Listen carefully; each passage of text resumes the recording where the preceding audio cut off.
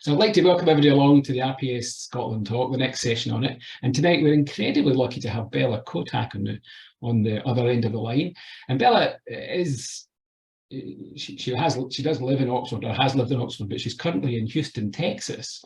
So she's sitting in lunchtime in the warmth with her presentation all ready to talk to us. So Bella's been around for quite a while now. I first came across her work on Region Format magazine. And was stunned by the quality and the depth of the imagery.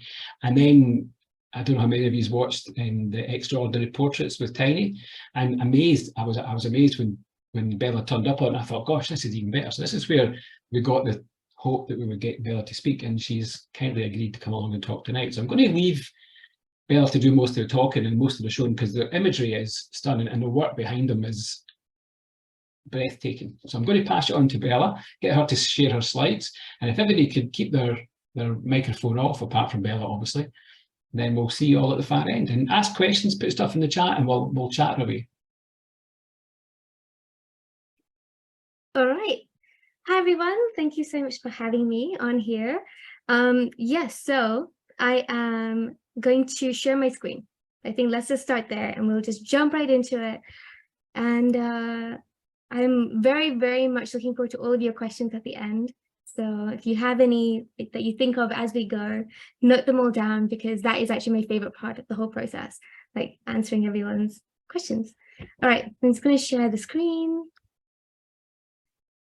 So here we go. Can you see that? Just give me someone give me a thumbs up. Ken, give me a thumbs up if you can see it. Yeah, we can see you fine. Yeah, we can see you fine. Fantastic. So I'm going to put this on the slideshow. All right. So here we go. Right. So my name is Bella Kotak, and I've been shooting for, I would say, since 2006 is when I picked up the camera. And for a lot of these shoots, I'm actually in Oxford. So I'm going to show you first a lot of what I'm not known for, but just some of my pieces, so you can get an idea of my style. And then the focus of this sort of talk and presentation is to just take you on a behind the scenes journey to how they all kind of come together. So these are some of my earlier works. Both of these were actually shot in 2014. And I'm going to actually, in Oxford. One is actually in a neighbor's garden. She was doing some gardening, and I walked past with my friend Camille, and I asked if we could shoot in her garden, and she said yes. And then the one on the right was shot in university parks. Again, just a bush on the side of the road. But I'll share more of these behind the scene pictures as we go. I really love to shoot women who, I guess, inspire me. So many of the people in my photos that I'll be sharing with you, because a lot of this is personal work, are just friends, models who I've connected with, and we just vibe and get along really nicely, and designers as well, who I've built up relationships with over time. My work is very much driven by fairy tale fantasy, escapism, predominantly escapism. And the reason for that is because, well, I'll get into it in a minute. But I'll share it now. There's no behind the scenes of me working in an office. But the reason for that is because once upon a time, I didn't really know where I was going in life, which I feel like at some point in time, many young people feel this feeling. Anyway, so escapism became a huge part of why I create the way I create. And this is a picture that I'll show you the behind the scenes of as we go. So my work changes. It's not just outside, it's also inside. I experiment a lot, and I'm very excited to share the journey of how I create the pieces that I create. I like to travel the world. And while I travel the world, one of the things I like to do is connect with local creatives. And photography is pretty amazing in the way that it allows you to connect with locals around the world.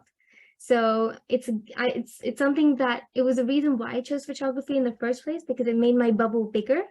And then when I travel, I feel like I get not just new friendships, but really amazing imagery on top of it that we all made together in a moment in time. So these were actually shot in Lagos in Nigeria, where I was invited to do a talk at a conference. But it was after the conference, I connected with another local photographer, because everybody just comes up and chats.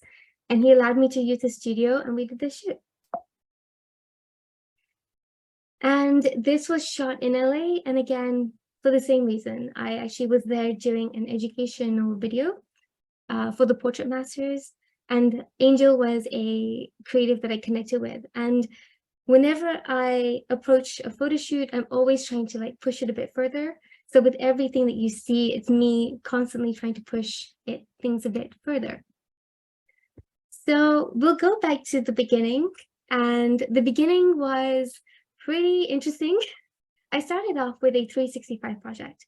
And that's because at the time I was actually studying architecture. So I needed to learn how to use Photoshop. And when I was playing in Photoshop, I needed like elements to play with. And so I'd go onto Flickr and go find like pieces of other people's pictures. And I came across a whole community of people doing the 365 project, which is where you take a portrait of yourself or something for a day or for a whole year. And the idea is that you do this project, it's quite intense, but you do it just for growth, really. And I really felt attracted to that, like growing at something and committing myself to something. So I decided to do the self-portrait a day. And I started off literally just with my mom's point and shoot Canon camera. So I feel like all of these are with that point and shoot, just on a tripod. So none of these are with an actual camera. But it was through that process that I learned about composition, where mostly composition, because you couldn't really control much of the lighting, any of the other settings on that little tiny camera. This is when I got a a Canon 450D, so a entry level camera, and I had the 15mm lens. So this is when I had that, and I started to play with colors in Photoshop more. So back here, I was playing more composition and textures and trying to like, piece things together in Photoshop to build up those Photoshop skills. And then over here, I think I was just trying to like play with, I guess, color. And as you can see, it's very messy, but then that's the journey you go through as you're trying to like figure things out. After that, I continued to take self-portraits, and then I would shoot with friends who asked me to do shoots. I had the vision or the dream that I wanted to be a fashion photographer. So I'd set up like fashion shoots and take pictures and submit them to magazines.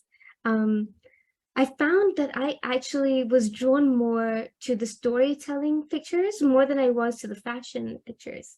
I like the poses that fashion photography kind of inspire. But I like the vibe of like the more storytelling pieces, and I wasn't really sure how to combine them yet at that point, but this is really where I learned to play, like right at the very beginning, sharing consistently and often, mostly on Flickr and Facebook, and then later Instagram. So I went to Bali, and it was in 2013. And that's where I, at that point, and I don't know why I don't have pictures of this, because I'm free flowing here. But at that point, I was shooting a lot, and I was still working. Yeah, I was actually working. Like, I'd finished school, I was working as an architect, and then in the evening, I'd work with my parents in their grocery store. And then after that, I would go and do like photography in the evening, or I would shoot weddings now and then on the weekend. So I was just saying yes to a lot of things and feeling very burnt out. And at this point in time, I was I was invited to be a part of a group of people to share a accommodation in Bali for 1 month. And that was life-changing and actually creative changing for me too. And that's where I pretty much did nothing for 2.5 weeks, and then spent nothing. I spent like 2.5 weeks, guess, resting. I didn't realize how tired I was of a lot of things. And in the last 2.5 weeks, I really connected. I'd already connected with so many of the girls that I was sharing the house with, that we decided to do photo shoots. And so I gave myself a mini project, which was doing one photo shoot a day. No, one picture per person. So, and that was a goal, like one photo for one person. And we didn't have to like shoot for hours. We just shoot for like an hour or less. And so this was my first mini project. And I played a lot with color. And this was where I began to feel like everything that I'd learned before had really come to fruition.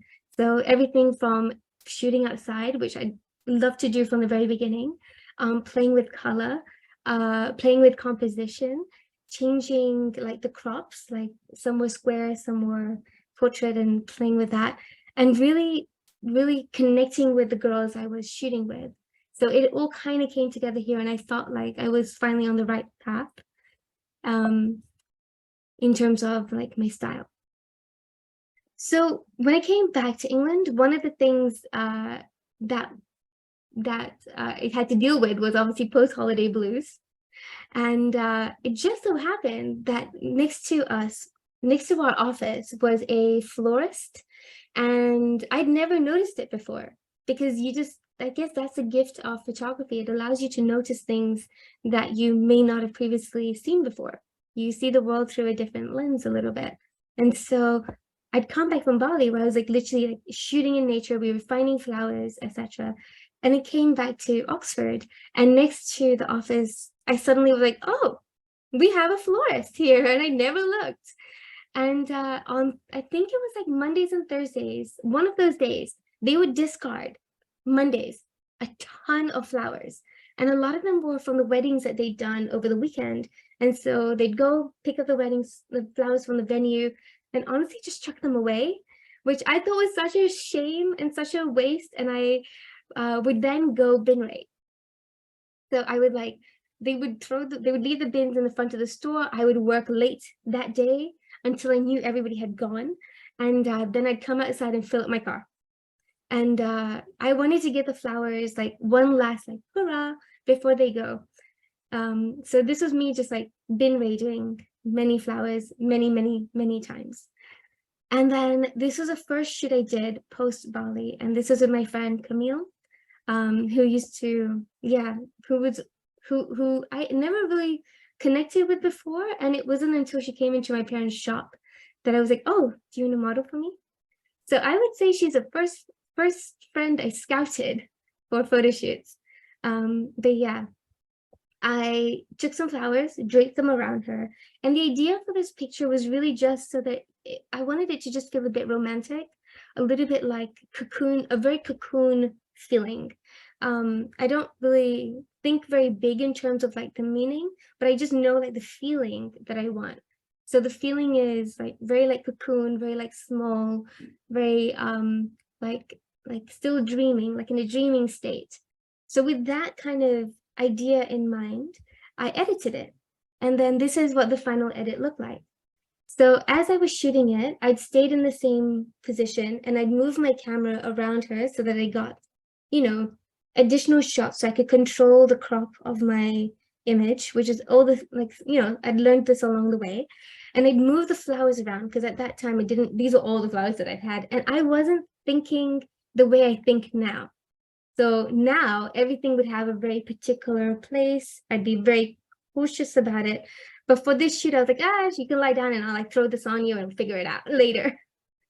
So anyway, I'm still very happy with it because it's very rough and cute. And, you know, for me, it really does symbolize the beginning.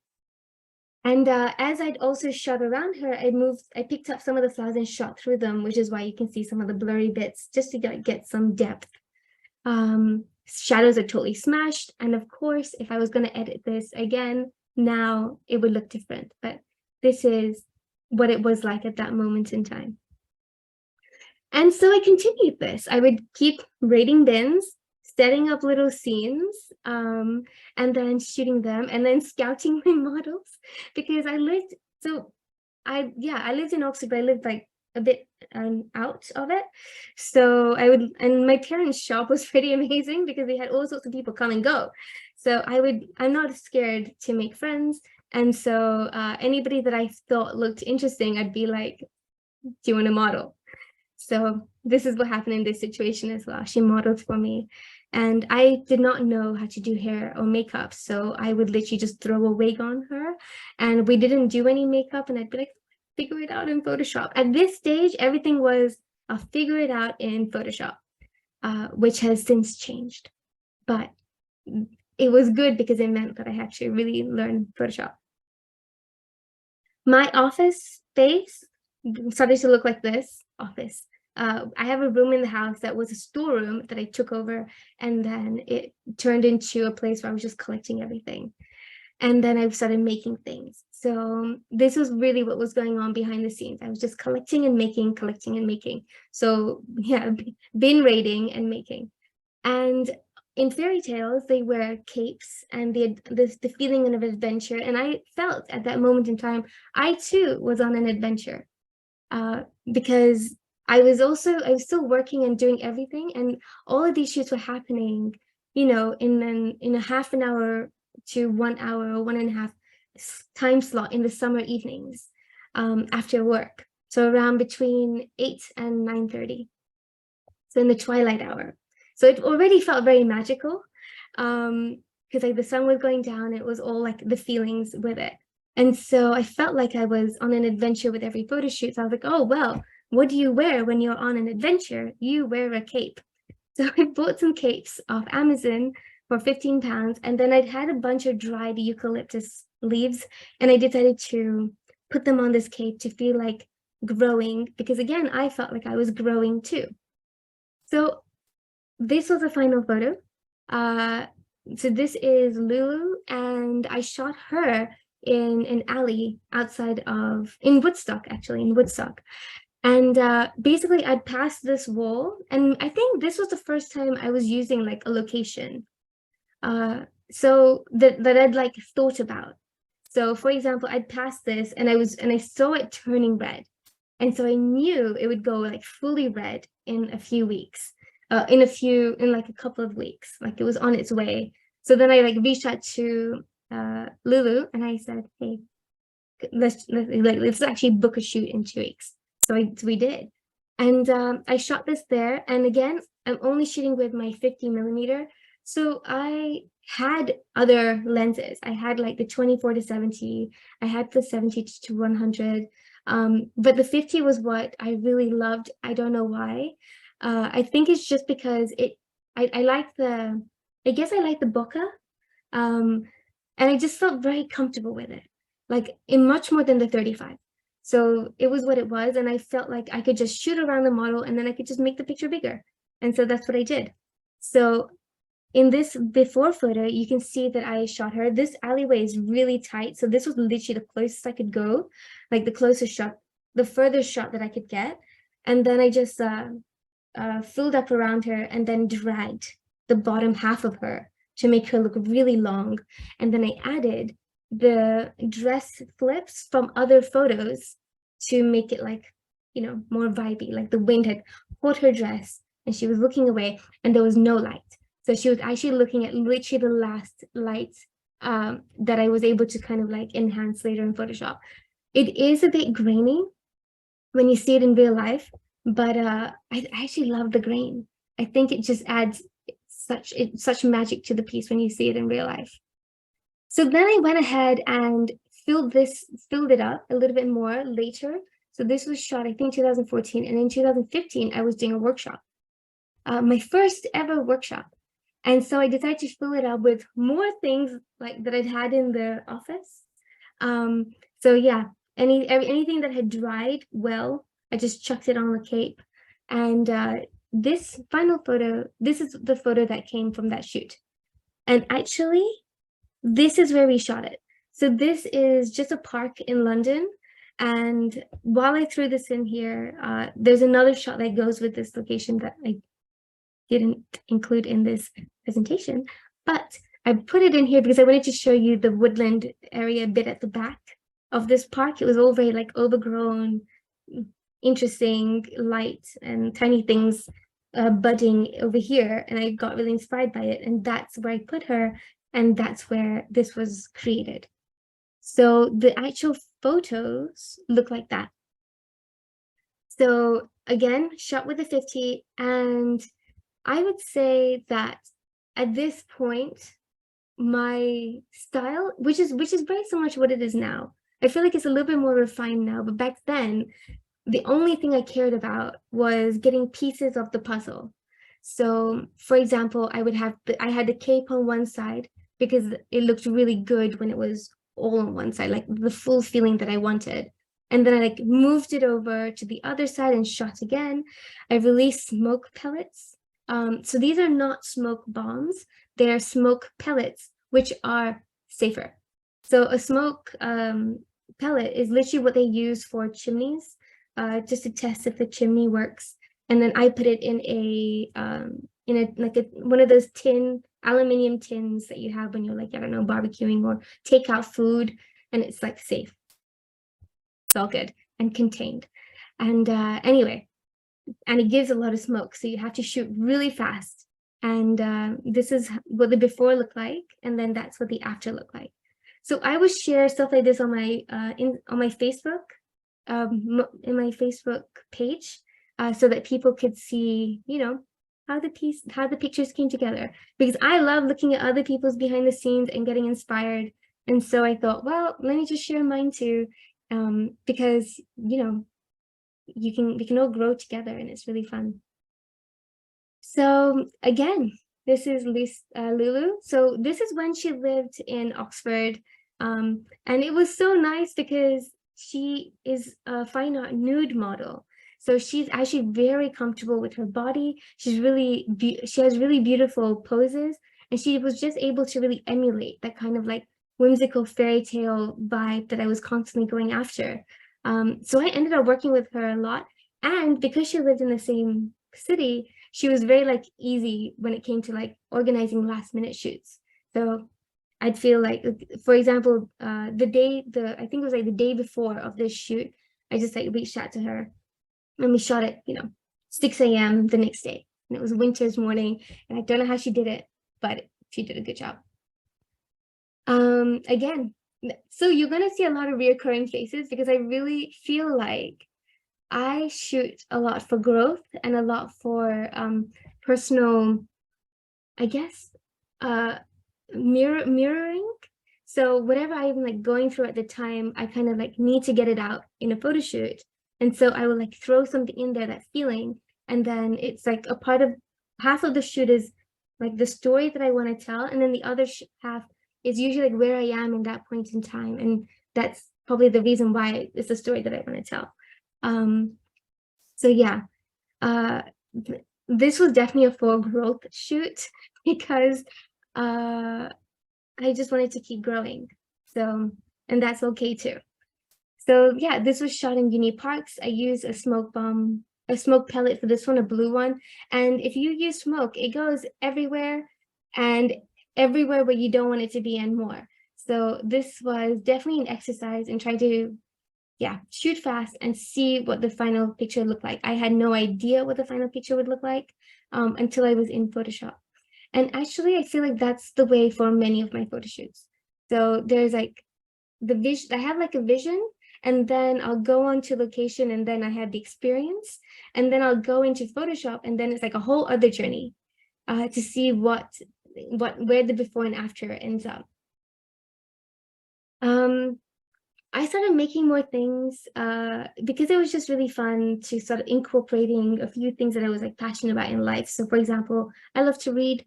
So I found like this book, just like this old book on cars. And I spray painted it gold, as you do, picked up a bunch of weeds and started gluing them on, and then shot my friend.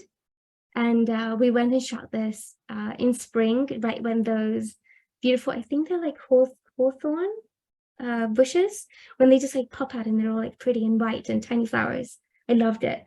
So we went and shot this, and this was a final shoot, but actually I loved these ones more. Like they just felt more emotive, and I was able to really play with the color.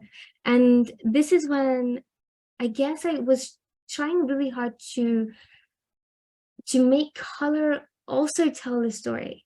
So I was already doing that, but suddenly, like if you look at this has a totally different feeling to this one. And I feel like this is when I really started to think about like the psychology of the color and the color choices and how color impacts the mood. So this would look very, very different if it was color toned any different way. And so with that in mind, moving forward, I would think a lot about color and keep note of things. So this was in a graveyard for a church that I like to just, go chill out in. I know it sounds really weird, but it was a beautiful graveyard to walk through. And I've actually shot there so many times and made like other memories in that space. And anyway, so this bush was there and I loved the blue of the leaves. It just stood out to me immediately. And so again, reached out to Lulu and put together a little styling. So the styling that I was doing before was kind of like, again, everything kind of just got better. So this is why I keep shooting, because everything just gets incrementally better. So this felt like it had more purpose. So now I'm using wigs again, but they're braided. And then I follow the braid around because it's a long wig and I feel like it feels more, interesting in that way. And then I'm using dried gypsophilia because I still had the plethora of dried flowers in my room. And so I just grabbed some of the gypsophilia and threw them on her. And I tried to like get a particular shape, almost like a headpiece. And then we went and shot it. And the dress is from ASOS and the makeup had blue in it because I knew I was going to shoot against this blue bush. And so these are the final edits. And again, we went into a blue direction because I'd been thinking about the colors prior to. And I realized what I was doing was what I'd learned over time, but also like from other things too. So once I started getting interested in color, I was already going to museums and galleries with my friends because that's just like what we did. Also as part of our as part of like when we'd hang out together in London, we'd see what things are on and go see paintings and stuff. And I would notice colors on paintings and see how, things connect. And then think about why did the artist choose this particular color to go in this particular spot? And does it have a meaning? And so with that in mind, I was starting to bring that kind of thinking into my photo shoots, and not just in the edit, but like from the beginning, which is what I hadn't done before. Like, as you know, I just would dive right in. So here I am thinking a lot about, I knew I shot this for this very edit. And then the edit was actually so simple because I'd had all these thoughts before. So then continued shooting. And now a lot of my photo shoots, people will say to me like, oh, you must have these fabulous locations and blah, blah, blah. And actually the locations are pretty fabulous. They are just on the side of the road. And sometimes just on the side of the road, things are pretty beautiful and pretty magical. And I noticed that bluebells and daffodils were growing on this patch where I would go and take my run. And so this is my friend Jody, not Lulu, but Jody. And she modeled for me in this dress by Joe Fleming. And this was around the time I started working with designers. So over here, I'm like, shooting with ASOS dresses. Even some of the other ones you've seen, the dresses were from like thrift shops or from ASOS or from other brands that I would like shoot and return. But at this point, I was shooting, I decided to start collaborating with designers. And Joe Fleming, who's based in Brighton, was one of those designers who from the very beginning was so supportive for this girl. Like, I'm very, very much thankful for her. And so I'm not using any lights because at that time, lights scared me. So as you can see, everything is shot in natural lighting. I haven't even talked about lighting yet. My editing and photography journey has been very much a practice. Like everything I've learned just because I shot. And so this was the final photo. So actually this shoot I did have lighting. Sorry. This one I did not, and prior to this I did not, but this was the first shoot where I did have lighting and I didn't have a big light. I had tiny loom cubes because I got sponsored by them. So I'd gone to the photography show and talked to the guys at the loom cube booth, And they were like, oh, well, we'll just give you some cubes. So they gave me 2 little loom cubes, and I didn't know what to do with them. Like, I wasn't sure how to use them, but I put some gel on it with some gaff tape, and then my husband, but boyfriend at the time, my husband, he kind of just moved the cubes around, and it was his idea to like almost light paint it. So that's what we did. So I shot several pictures, and he moved the light around to light up different parts of the scene, and then I edited it together, and this is what it looked like. So still took me a while to actually incorporate lights, I'll be honest, but in the meanwhile, I was very much enjoying exploring the styling part of this journey. So this is Ophelia, who actually I paid her for this photo shoot, and she was like amazing. She came like, she just asked me like, what did I want? And I was like, well, what do you have? And she'd look through my work, and she put this together herself. So she'd come with like purple wig, and she'd connect me with some designers, and like did the thing and came over, and we shot this in some lavender bushes, again outside of a neighbor's house, because I felt purple next to purple, you can't go wrong. And I released a smoke bomb, and I wanted to like have this kind of haunting feel. So yeah, these are the photos that we created with Ophelia, who is so lovely. And you can see now the color matching, and the color thought was really there at this point. So this is my friend Camille, the same girl who I shot with in the very beginning. And I put her against this beautiful bush. I can't remember the name of it now, but side of the road, natural light, shot the shot, edited it, and manipulated in Photoshop where I could like, move. I think I like flipped the picture back and forth a few times and like layered it so that I could hide like the trucks and stuff going in the background and make it as if it wasn't on the side of the road. And the same over here. So I'm just gonna like whiz through this because I feel like there's more things I want to share. Okay, so yeah, side of the road, sunset or sunrise, and that was the final edit. And this is literally how I shoot, and I still shoot run and gun to this day. I think I always will. Okay, so living room shoots were really fun because this is when I started to really play with lights. I got not sponsored, but I was invited. There we go.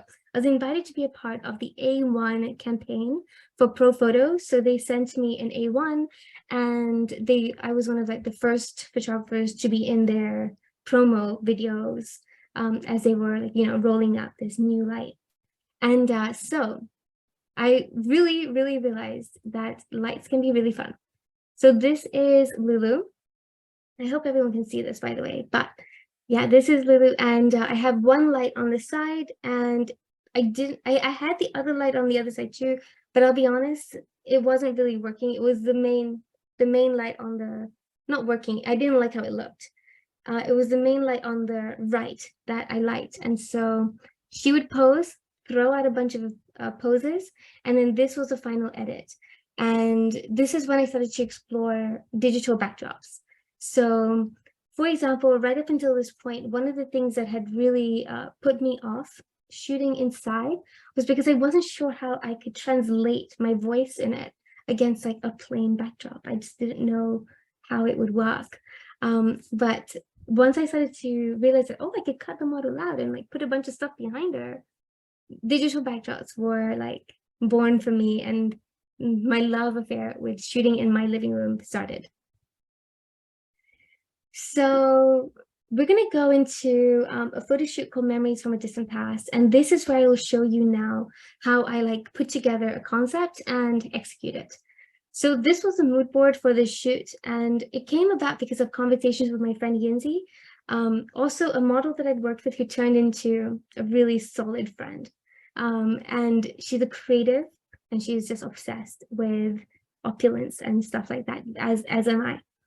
So we thought, okay, let's like shoot something that celebrated her heritage. And so I put together this mood board, and we got ready in my house, and she was the one who actually like pulled everyone together for the team. So people had like traveled, like Nettie on the left here had come all the way from Nottingham, and then Minaz had come from London, and obviously Yinzi from London too. And then I brought a bunch. Oh, we worked with a florist. I reached out to a florist who had offered to work with me, and then she turned out to be amazing and so lovely, and we all just vibed together. A group of really great women. And this took way longer than I thought it would. I thought it would take half an hour. It took 3 to 4 hours to make this prop, and by that point we'd run out of time completely to shoot. I forget that actually when I'm putting together an opulent story, I need time, and I always think, yeah, I'll throw it together in an hour because that's what it was like in the beginning, but we're no longer there. So this took a long time just to prep and get ready, but this was the prop. These were the headpieces that we'd connected with, and then put it all together. I had a very clear idea of like how I wanted the pieces to go. This was my equipment. I was shooting with Phase 1, and I'm actually, yeah, I was from ambassador, so shot with phase 1. And then the lights were Pro Photo A1s that were given to me, and then Photoshop Capture One for what I used to process my images before I go into Photoshop. And then this is just a softbox, honestly, that I jimmy rigged. So I just bought a softbox from Amazon, and at that time, so now they have, ProPhoto has a click box, which is amazing, highly recommend. But at the time, they didn't have that. So I would literally buy a big softbox and then gaff tape it onto the A1. And so that's what you can see here.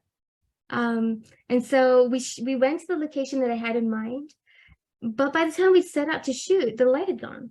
And so my light was only supposed to be there as like a fill, but the light had gone at this point. So it was a little bit tricky. We had to use Nettie's phone flash to light up Yinzi, and then I would be able to focus, and then she'd turn it off, and then I'd shoot.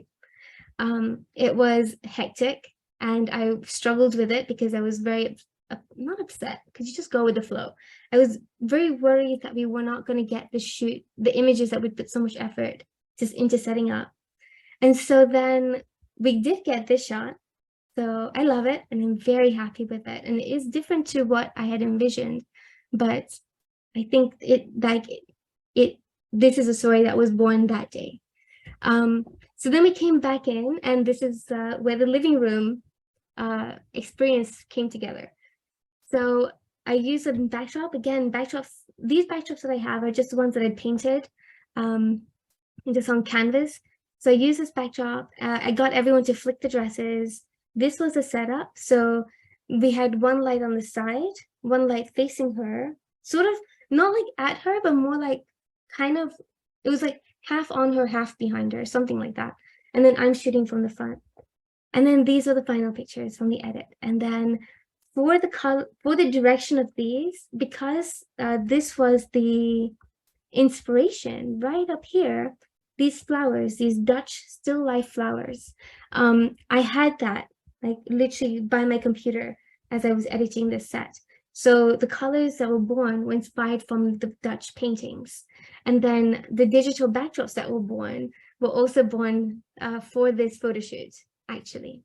So I created a bunch of new textured backdrops that I felt just gave this whole shoot so much life. And then this was more in line with the vision that I'd had for this photo shoot. It was so funny that actually what was a backup shoot was the shoot for this actual concept. So it was really nice that it worked out that way. I'm going to show you the post-production of this because it is really fun to see that process too. So here we have the beginning, which is making the select. I love the way the dress flowed, and I make a lot of selects, but I know the importance of a select now because in the very beginning, remember, the goal was only to shoot, to have one picture per shoot. So I've become very like used to cutting things. Like if I only try and stick with things that just like connect with me as a photographer. And then I think about like, oh, other people. Because I feel like if I like it, then I'm going to love it. Like if I love it, I want to love it forever. And then if other people love it too, great. So I love the select. And so the first thing I do is I clean any distractions. So that's where I liquefy it a little bit. Anything that's like, all of these wires, anything that just kind of pops and stands out to you, I get rid of instantly. And then I added the backdrop. And then I play with dodge and burn. So I think with every picture I edit, I do get better at dodge and burning. But dodge and burn is definitely an art form that I have, that I'm working on. So I dodge and burned, and usually when I dodge and burn both on my subject, but also globally. And the reason why I say globally is because obviously when you're on location, light falls in different, it catches on different things in a location because there are more elements in an on location photo. So some parts of the image will be brighter than the others, and I'm super conscious of where the light should be on my pictures. So I know that when somebody looks at a work of art, the eyes naturally go to the brightest part of the image. So therefore, I really am quite controlling about where the brightest part of my image is. And it doesn't have to be like very obvious, but I'm conscious of how the light sits on the photo. And so I dodge and burn first on the subject, and I'll dodge and burn on the background too, if I'm on location. Then I use I use color adjustments in Photoshop and Capture One. So I feel like sometimes what I'll do is in Capture One, I'll set up the base. And then because you're working with a raw file, and that's when it has the most information in it. So any kind of big shifts you want to make in a file, that's where it happens in Capture One for me. And then I'll go into Photoshop.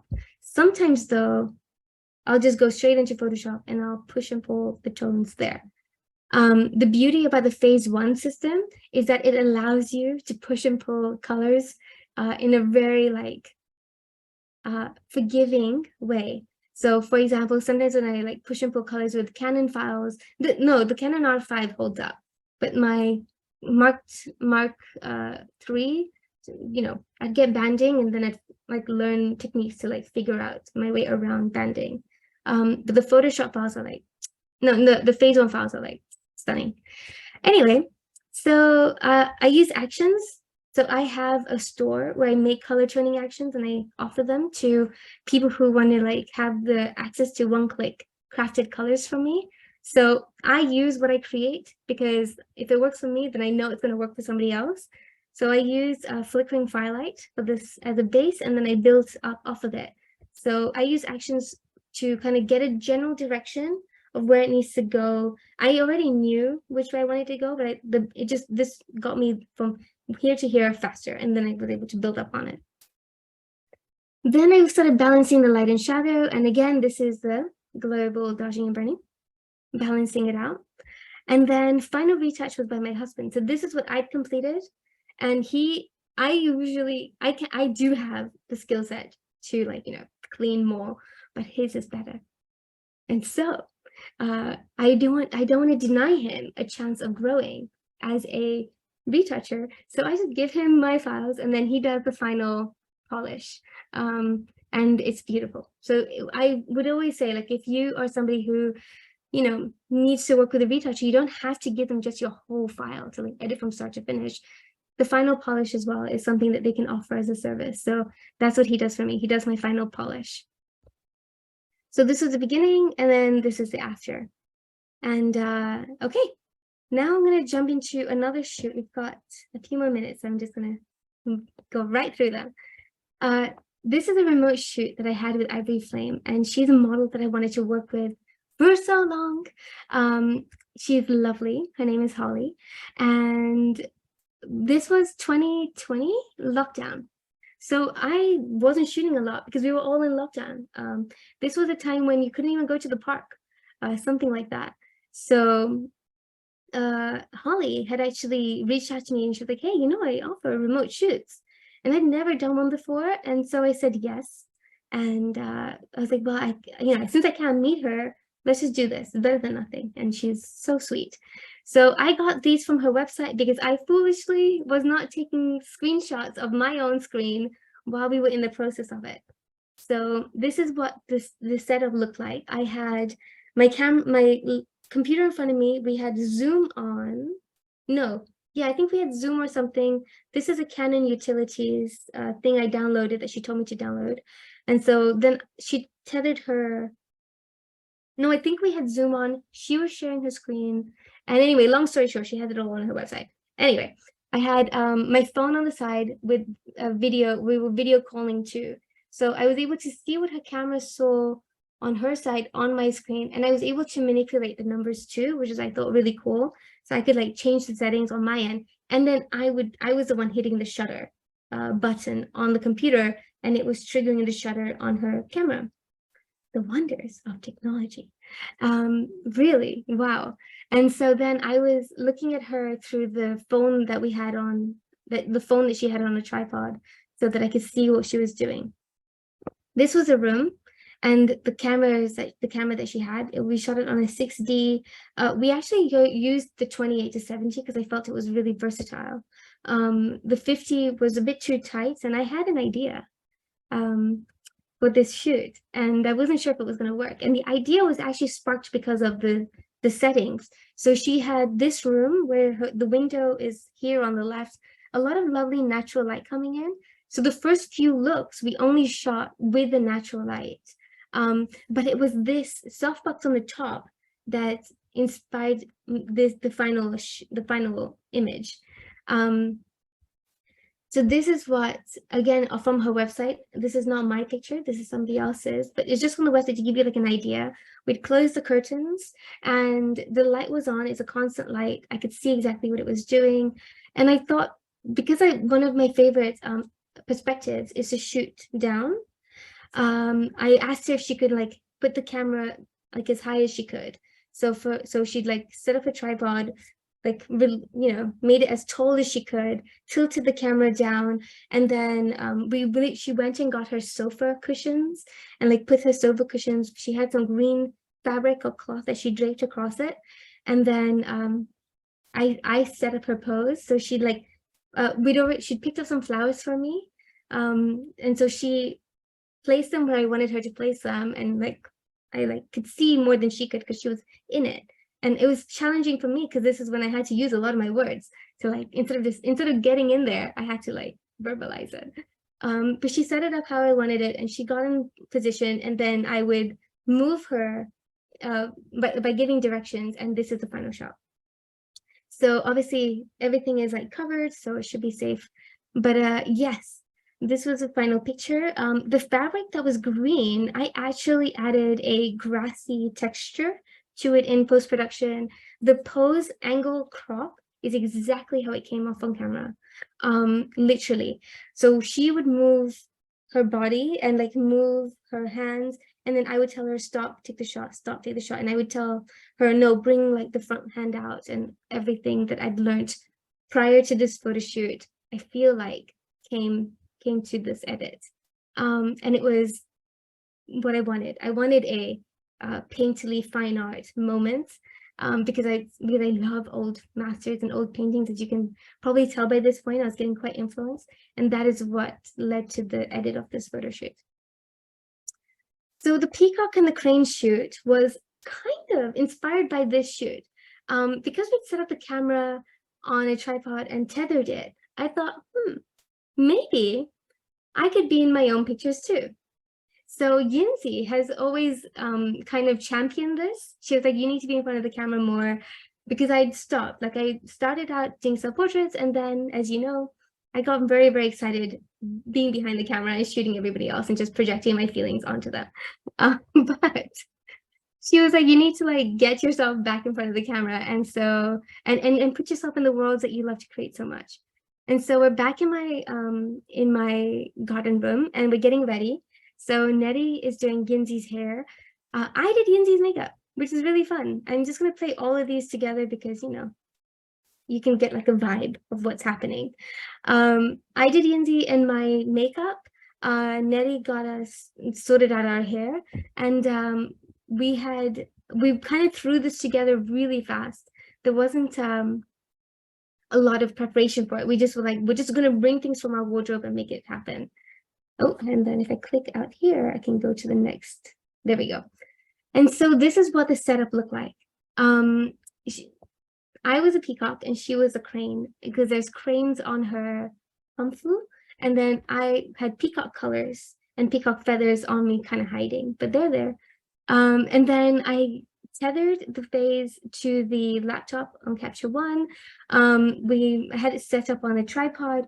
I had the Ellen Chrome One on a softbox on the side, like just up here in front, and it was really challenging to do this photo shoot because I had previously only like, I would say 2.5 months prior, broken my ankle. So I was only just starting to put weight on this ankle. And I was like, what a way to like celebrate by doing a really intense photo shoot, as you do. So I'd constantly get up and down and I'd be like hobbling to and from this to see what the screen was seeing. Anyway, long story short, Nettie was the one who actually would hit the capture button. And then, but everything else, I'd set it up. And these were the final pictures. So this is me and Yinzi, and we just kind of like played. I set up some smoke pellets again. My mom helped me with those, like moving those around as they were in location. You can see that a lot of the love that I'd cultivated for styling and set design had kind of like come into play here. And then we actually got a cover of a magazine, which was fantastic. And then the last, I think this is the last one I'm going to be showing you, is working with other creatives. So this was a commission that I received to collaborate with an animator. And I'd never done this in the past. And I thought, well, let's see what we can do. So I'd previously shot a beauty set, which shot a ton of images on this particular day. But this was one of the setups that we'd had. And this is Jordan Ebbett, who is in London, and she is amazing. But yes, here she is. And this was the first picture that I liked. I really liked the directness of it. It wasn't the perfect shot in my mind because I really wasn't feeling the lip work for the vision that I had in mind for the edit. So actually what I then did was, because I'd shot a different beauty look with her without the lip work, I edited those lips onto this picture. So you'll see what I mean. These were butterflies that I'd captured at the Natural History Museum in Oxford. They're just like shot with my camera literally through the glass. Like I'd have my camera right up against the glass and I just captured these. I do this now and then because you just never know when it's going to like come into use. So I'd shot these years ago and they were just sitting in my textures folder. And I had to send over an idea to the animator, like this is the idea that I want. But I actually loved it. So this was a final picture. The lips are different. The lips on her in this shot are from a different shot. And I kind of like how it kind of works together. And then I'd Photoshop those butterflies. I'd made the back. So this backdrop is actually from the previous shoot that I did with Yanzi with the Chinese Hanfu. And I threw it in and color graded it and brought some of those elements from the back to the front. So everything felt very like full. And I couldn't decide which one I liked more, eyes closed or eyes open. And I thought, well, actually, this is part of the animation. So this was the idea. This was a picture that I created that I actually love. And this was the animation. This is what the animator did with that concept. So I'll show you what it looks like. The eyes closed to the eyes open. So it is absolutely worth going online and having a look at this because also the music for this is from a Canadian artist and he is lovely. And it just works so beautifully for a magical, mystical feeling. And it was the first time that I felt that I could use my photography it felt like I was growing, like it was growing past me, like I was using photography really as a tool. And I'd always felt that anyway, but this felt very like strong feeling. And then, okay, no, this is the last shoot. And so constant lights and AI. So we are in a time of creativity where artificial intelligence is really coming into its own, and how we use that is still like super duper uber early days. So I'm just going to play with what I have and see where we go from there. So this is my friend Danielle. We shot this in Houston, actually. I think not my first Houston shoot, but it was an amazing experience. So this is Danielle. I did her hair. I think she did her makeup, and I told her like the vibe I wanted. And then we went and shot it. We shot it in her studio because she's a model and her partner has a modeling agency studio. And we used nan lights, the popper tubes, and actually this light behind me is a popper tube as well. But it was magical. Like I knew exactly what I wanted to do. So I'd created this on, I don't know if I'd created this or somebody had created this, but I'd created like a bunch of flowers like this on Midjourney, and there was blue and pink in them. So with this photo shoot, I was playing with blue and pink a lot because I knew I was going to marry the two together. And we had one constant light here in front. This is actually the aperture one we were mixing both. So this is the aperture one, and it was turned low so that it wasn't like overwhelming the blue and pink power tube light.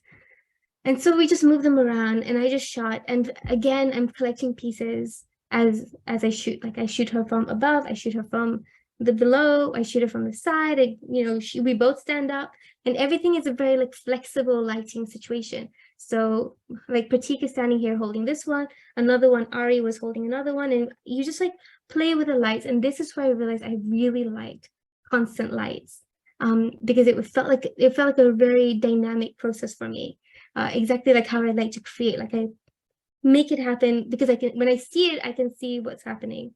I need the visuals to be able to like put it together. Anyway, made a bunch of these flowers, and then this is the final edit. It was my very own perfume ad. It was giving that kind of vibe, and I was here for it. And it was super fun. So this was the first one that I edited, and then I was like, oh no, I can't stop here. And it just continued because Danielle is an incredible muse. And she just plays, and it was just wonderful to see what we could create together. And I was playing with the backdrops, I was playing with the flowers, like keeping them behind her, bringing them in front of her. And it was just magical. And so, yeah, that's my little presentation. And here we are at the very end. If you want to follow me and see what I get up to, the best places honestly are Instagram and Facebook. And now and then I'll like share TikTok, but I would say Instagram and Facebook are like where you're going to find me the most. And I have a color and education store called thecolorlab.com, where I share my Photoshop actions, backdrops, and I have educational videos too. Like I have a color course. As you can tell, I'm nuts about color, and I really love to share that with everyone. So I made a color course where I like really dive into it. And so you'll find everything on thecolorlab.com. But right, I think I'm going to stop here, and we'll start doing the fun part, which is the Q&A.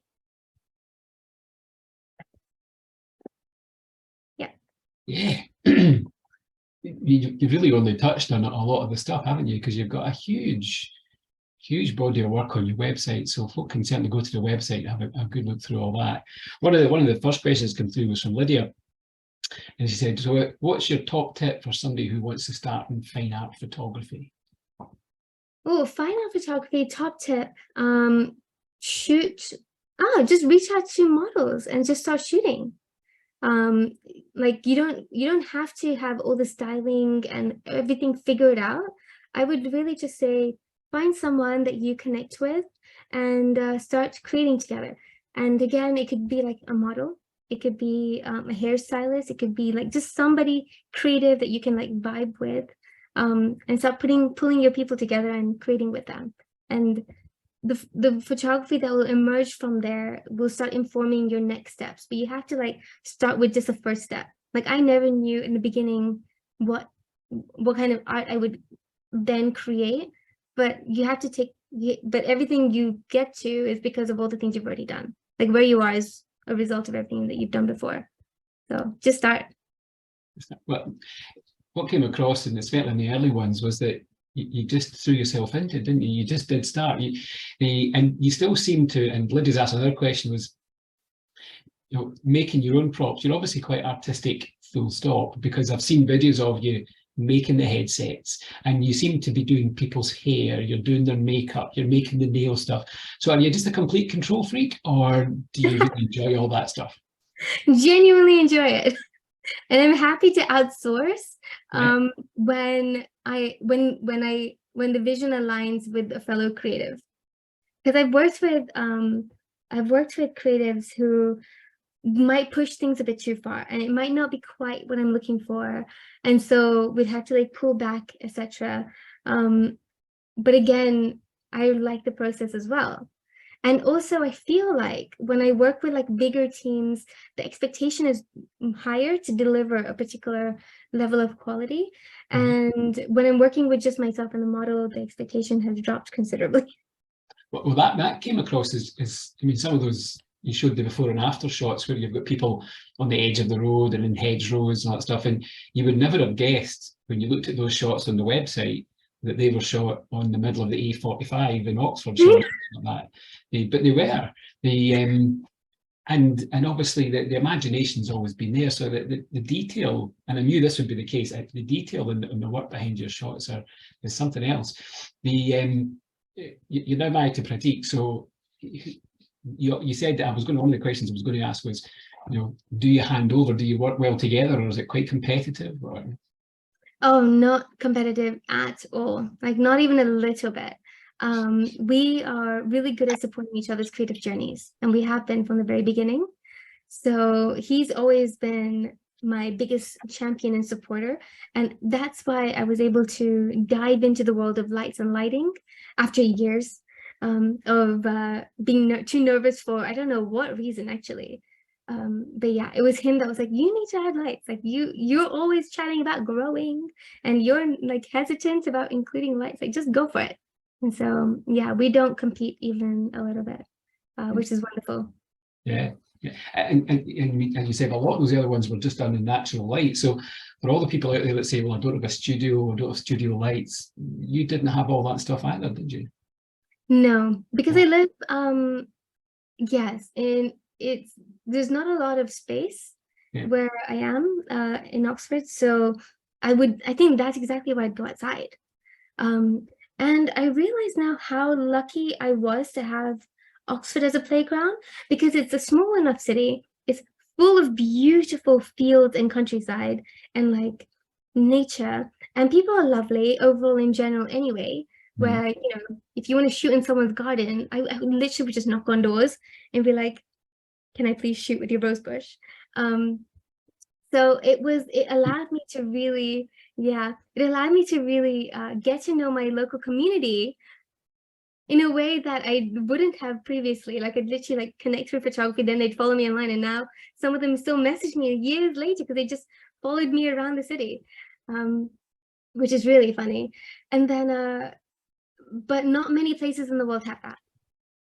Yeah, so yeah, I'm very, very lucky. I don't think I could have created the body of work or the kind of style of imagery if I hadn't been located in Oxford in that particular moment in time.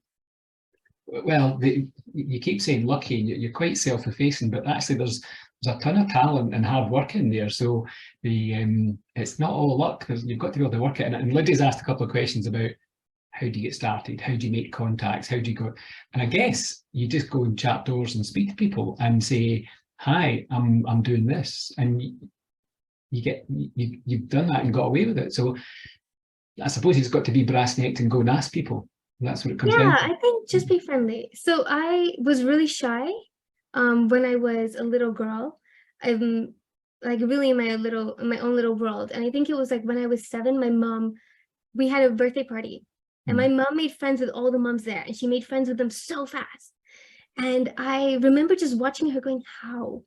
And I asked her, I was like, how do you make friends? And she was like, oh, well, you just approach from the front and you smile.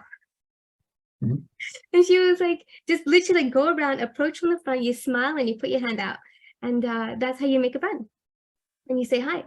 And so I kind of I've been training myself in that way because I'm a natural introvert.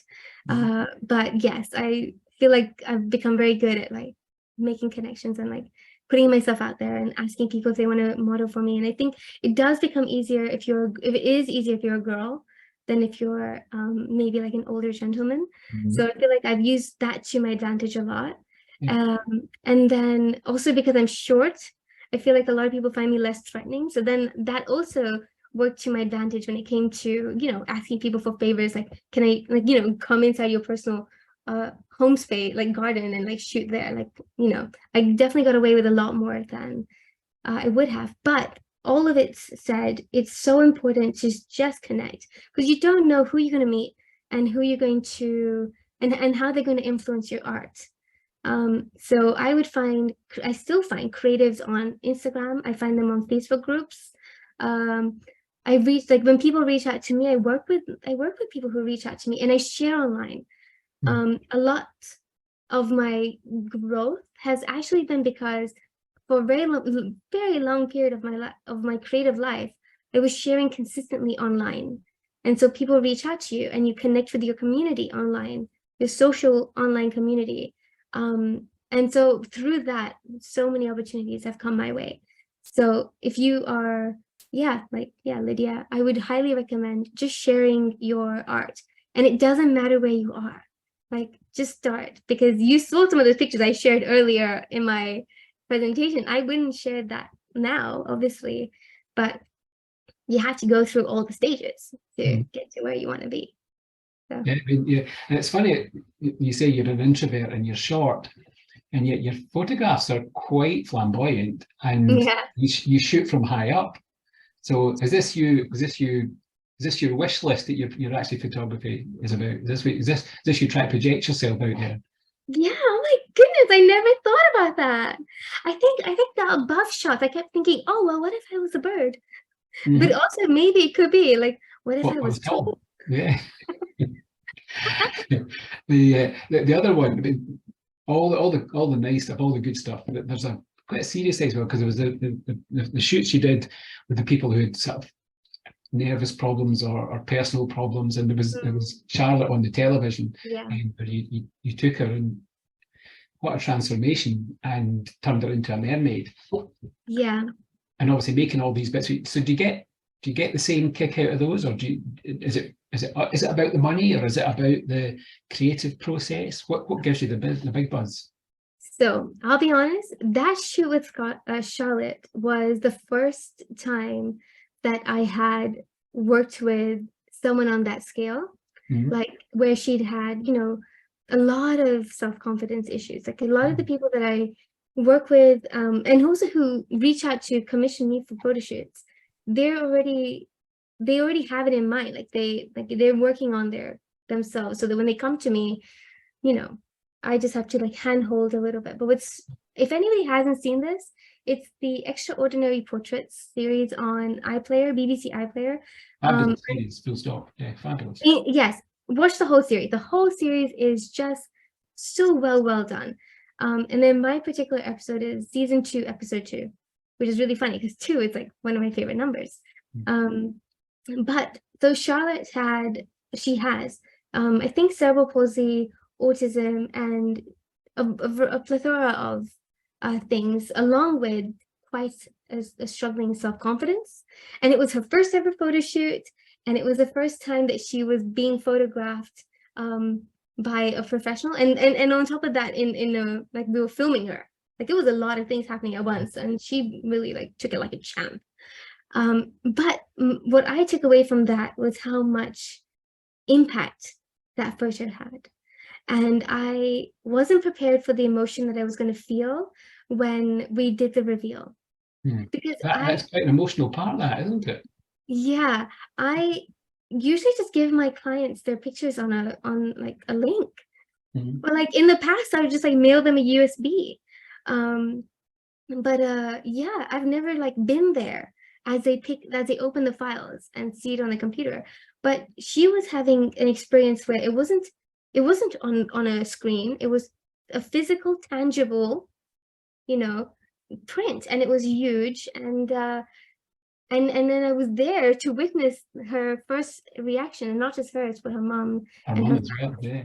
yeah, and that really stayed with me, and I really have been thinking about that so much more. And I feel like now moving forward, I want to capture more stories like that. Yeah, I mean, So what I do, it's a very, I mean, all the reveals are generally quite emotional, but hers was particularly emotional. yeah, And her mum was exactly the same, and she said that's the look that I see in my daughter when she's relaxed and sleeping. And it was hard to keep a dry eye. It was hard to keep a dry eye. It must have I been worse in started the studio. same for us. I had tears in my eyes, and then but I was like, okay, don't cry. Like I don't want to burn my makeup. But like, oh my God, like this is so emotional. And actually it was really good that they were like, okay, you can go. And so we like they told us to leave because I was feeling a lot of feelings. So I had to like move away because the moment wasn't about me. The moment was about Charlotte. Um, but I was really struck by how much I felt too in that moment. And so I want to do more of those. I want to like, yeah, I don't know how it's going to look, but I feel like sharing stories like that and then bringing everything that I've learned to my art together, I want to do that more because it was just really, really cool. It just shows you the power of photography, doesn't it? Yeah. Well, I'm aware that we're taking up your busy lunchtime, so we'll kind of wrap up. I'd just like to thank you again for sharing so openly and so eloquently with us all your work, and not all your work, only a small portion of your work, because if you go to the website, which you've all got on your invites here, you'll see a huge range of very detailed, very complex photographs, and all expertly crafted, mainly by your two hands. So I would point everybody in that direction and have a good look at it. I'd like to thank everybody else for coming along tonight as well. That's been really good to see everybody from so far away. There's even somebody there from Ireland as well as chalked in, so good to see him as well. And our next talk is on the 4th of April, and it's Danielle MacLeod. Now, Danielle is also abroad, but she's on the Isle of Lewis, so it's also over the sea, and she's a mask maker and photographer, yeah, and works mainly completely opposite to Bella. She works in mainly monochrome, and I met Danielle when I was working up in Lewis, and her husband, who's her model and muse, and that'll be a fascinating night. I'll explain to you, Bella, what we tend to do is we go from extremes to extremes, so we try and be very diverse. So Danielle's in some ways the opposite to you, but in other ways not really. She makes all her own stuff and she likes it all, and she just works in a very different environment. So I would hope that we'll see most people who are here tonight at that. And thank you once again for giving us your time and your talk. Thank you very much. Oh, thank you for inviting me. This was so much fun. Thank you everyone for tuning in.